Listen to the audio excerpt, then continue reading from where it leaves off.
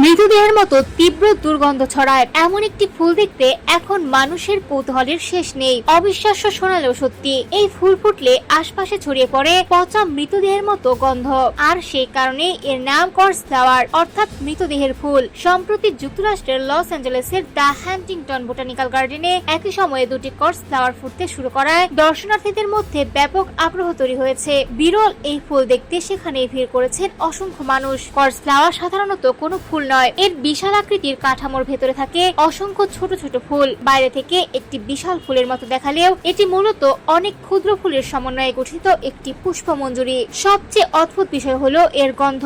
সাধারণ ফুল যেখানে মিষ্টি সুবাস ছড়িয়ে মৌমাছি বা প্রজাপতিকে আকৃষ্ট করে, সেখানে কর্স ফ্লাওয়ার ঠিক উল্টো কৌশল ব্যবহার করে। এটি পচা মাংস বা মৃতদেহের মতো দুর্গন্ধ তৈরি করে বিশেষ ধরনের মাছি ও ক্যারিয়ন বিটলকে আকৃষ্ট করে, আর এই পোকামাকড়ি ফুলটির পরাগায়নে গুরুত্বপূর্ণ ভূমিকা পালন করে। অর্থাৎ মানুষের কাছে অসহ্য মনে হওয়া এই দুর্গন্ধই আসলে ফুলটির বংশবিস্তারের প্রাকৃতিক কৌশল। তবে এত বড় ও বিরল এই ফুলের প্রদর্শন খুব বেশি সময় স্থায়ী হয় না। ফুটে ওঠার পর সাধারণত মাত্র 24 থেকে 48 ঘন্টার মধ্যেই এর বিশেষ ফুল ফোটার পর্যায় শেষ হয়ে যায়। তাই একই সময়ে দুটি কর্স ফ্লাওয়ার ফুটে ওঠার ঘটনা উদ্ভিদপ্রেমী ও দর্শনার্থীদের জন্য হয়ে উঠেছে বিরল এক সুযোগ।